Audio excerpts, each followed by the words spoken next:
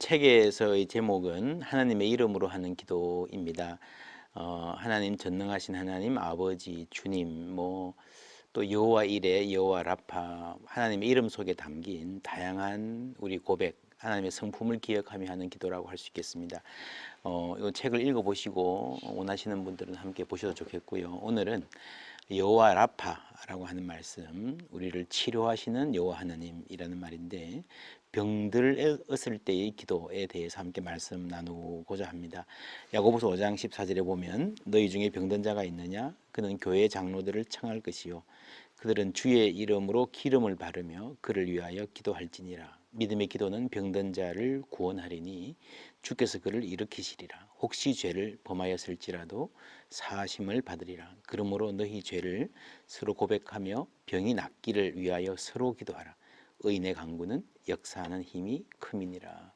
예수님께서 세상에 계실 때 많은 병자를 고치셨고요. 또 주님의 몸인 교회 공동체 안에서 병 낫기를 서로 위해서 기도하라 그랬습니다. 우리는 병이 들었을 때에 오늘 말씀대로 교회 장로들을 교회 지도자, 목회자, 장로님, 권사님, 집사님, 특별히 사랑방 목자 함께 청해서 사랑으로 믿음으로 함께 기도할 수 있습니다. 기름을 바르며 라는 말은 당시 입장에서는 약을 쓰라는 말이죠.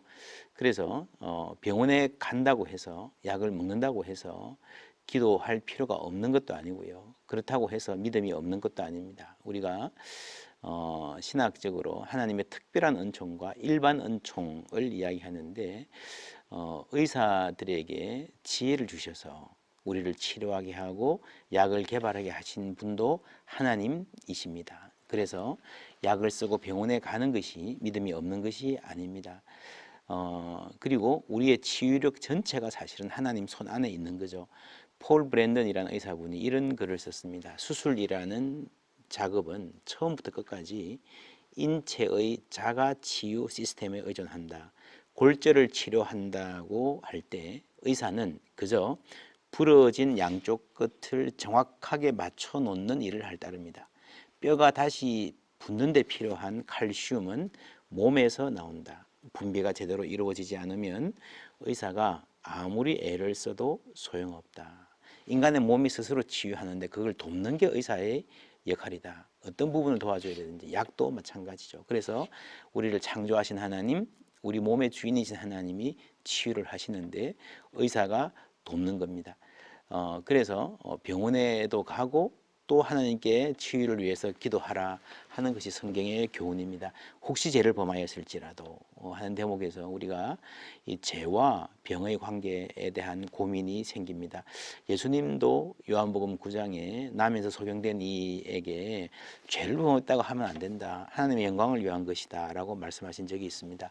바울도 병들었을 때에 바울 서신 읽어보면요, 그 병 자체의 육체적 고통보다 그 병 때문에 생기는 신앙적인 도전, 바울을 사도로서 인정하지 않으려 하고 바울이 병들었다는 사실 때문에 바울이 전한 복음을 깎아내리려 하는 사람들 때문에 더 어려움이 있었던 것 같습니다. 예수님도 이사야서에 보면은 질고를 아는 자라, 질병을 겪은 분이라고 말했습니다.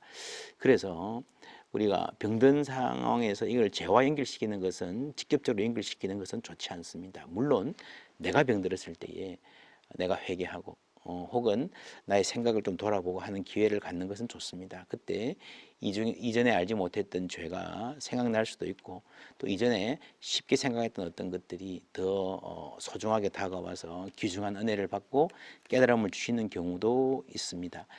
그러나 병든 사람이 그것 때문에 지나치게 수치스러워하거나 죄책감에 빠지지 않도록 하는 것도 중요합니다. 병을 위해서 기도할 때, 병 낫기를 위해서 기도할 때 무엇보다도 하나님이 나를 사랑하신다. 우리 모든 기도의 기초는 하나님이 우리 아버지시고 좋은 아버지시라 그러지 않았습니까? 병들었을 때의 기도도 마찬가지입니다. 하나님이 또 우리 치료를 잘 될 수 있도록 도와서 고쳐주시기도 하고 또 기적적으로 하나님 우리를 일으켜 주시는 경우도 있습니다. 저도 많이 직간접으로 경험해 봤고요. 참 분명히 우리가 믿을 수 있는 증거할 수 있는 사실들입니다. 그래서 우리는 기도해야 되고요. 또 병든 이를 위해서 기도할 때에 특별히 돌보는 이들, 환자의 가족들을 위해서, 가족들의 영적, 육체적 건강을 위해서 함께 기도하는 것이 좋습니다. 실제로 의학적으로라도요, 아이들이 아플 때에 그 부모가 어떤 마음 상태에 있는가에 따라서 아이들의 회복이 굉장히 많은 영향을 끼친다고 합니다. 어른들도 마찬가지입니다. 이게 치유는, 특별히 암이라든지 오래 가야 되는 치유는요, 환자와 가족이 또 병원이 함께 가는 거거든요. 그래서 함께 환자와 가족이 좋으신 아버지에게 기도하고 하나님의 사랑을 의심하지 않고, 또 너무 질병 자체에 많은 마음이 뺏기지 않도록 하나님께 초점을 맞출 수 있도록 기도하는 게 좋습니다. 하나님께서 평안 주시도록, 그리고 아픈 동안, 간호하는 동안에 차분하게 평화롭게 시간 보낼 수 있도록 위해서, 치유뿐만 아니라 위해서 기도하는 것이 필요합니다. 하나님은 인간의 모든 기대와 예측, 과학적인 전망을 뛰어넘어 치유하십니다. 그러나 그렇지 않은 경우도 있습니다. 우리가 또 누군가 아파서 세상을 떠나는 순간도요, 하나님께서 어떤 이에게는 몇 년 더 기회를 주시기도 하시고, 어떤 이에게는 며칠, 몇 시간 더 기회를 주시기도 합니다. 그리고 그 시간이 참 의미 있는 시간이 되기도 하고, 사람이 줄 수 없는 은혜가 임하기도 합니다. 그 동안에 또 깨달음, 화해, 치유가 일어나는 것도 저는 많이 보았습니다. 사도 바울도 육신의 질병을 겪으면서 병 낫게 해달라고 기도했는데, 성경에 보면요, 3번 기도했다는 말이 나옵니다. 3번 아주 간절히 기도했던 것 같아요. 근데 3번 기도했다라는 말을 보면 3번 기도하고 그 다음에 안 했다는 거죠. 3번 기도하고 나서요, 이 병과 함께 사는 것이 하나님의 뜻이구나 했던 것 같습니다. 그래서 더 이상 병 낫게 해달라고 기도하지 않고 이 병 가운데서 잘 살 수 있게 해달라고 기도했습니다. 우리가 어떻게 기도해야 될지 모를 때에 성령 하나님 돕는다 하시지 않았습니까?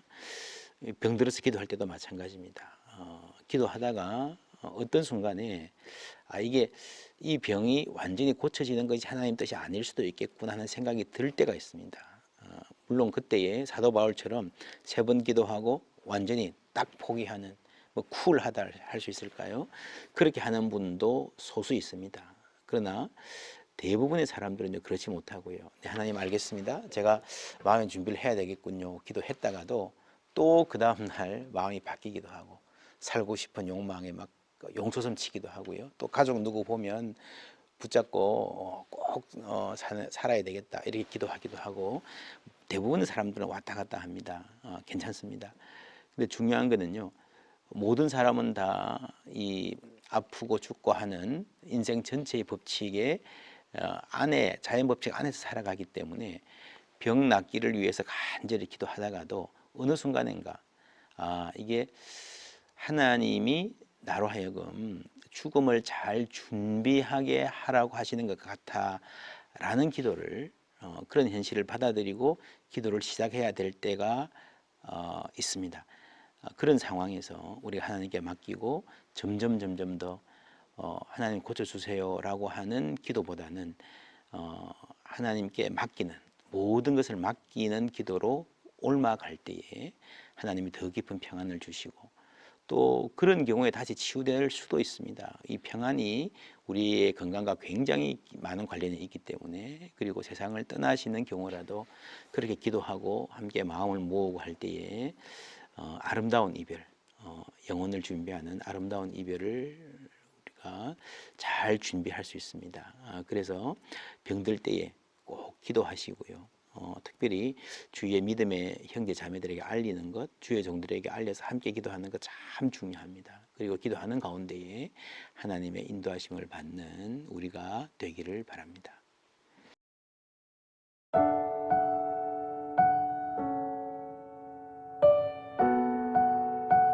주님, 주가 위대하시듯이 주의 이름은 위대하십니다.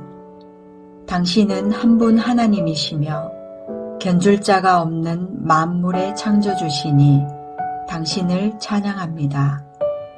당신은 제가 알고 있는 그 이상의 분이시며 제가 필요한 모든 것보다 더 크신 하나님이십니다. 언제나 어떤 환경에서도 주를 부르게 하시고 매 순간 우리의 모든 것이 되어 주기로 약속해 주시니 감사합니다. 오늘 주를 경배합니다. 주 하나님, 나의 구원자, 나를 붙드시는 분이자 내 친구 되신 하나님, 제가 살아야 할 이유가 되시는 주를 경배합니다. 예수님의 이름으로 기도합니다. 아멘.